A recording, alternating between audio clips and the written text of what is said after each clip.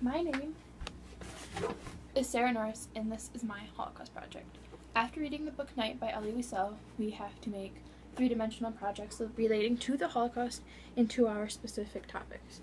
My topic was post-war life, and I didn't know that much about it, so Mr. Jones had suggested that we look up things about displacement camps, so I did that.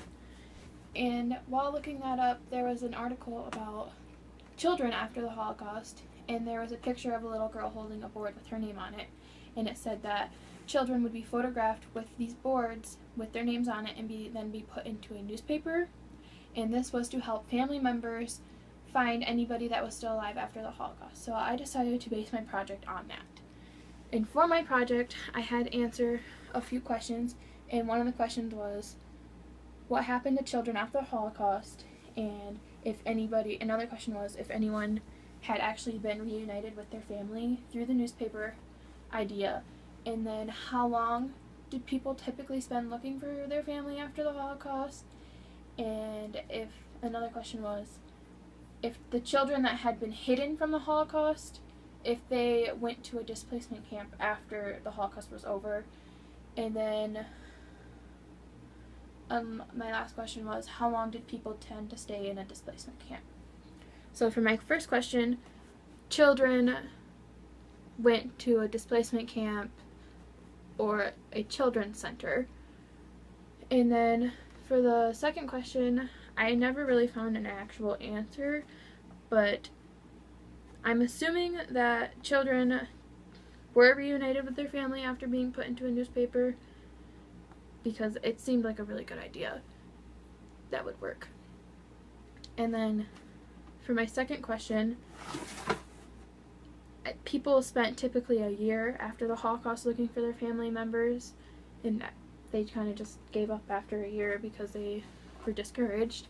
And then my fourth question was about the children that were hidden, and children that were hidden tended to stay with their caretaker until their parents later found them, and then sometimes the caretakers wouldn't want to give the children back, so a custody battle would happen.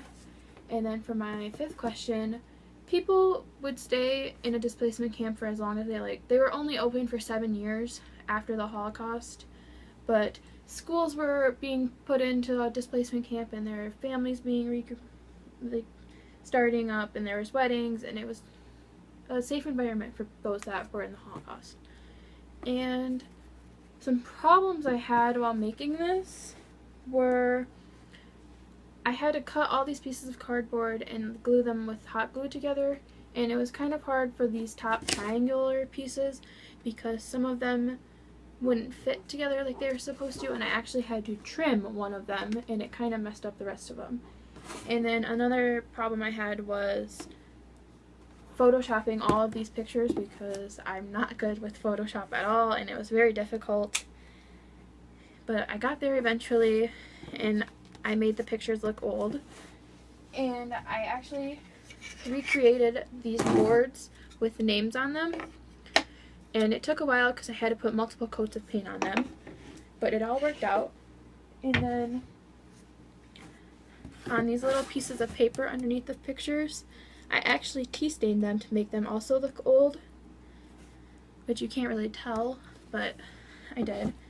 And then I wrote all these little descriptions underneath the pictures, which you'll be able to read in the pictures posted on the website. And this was my Holocaust project.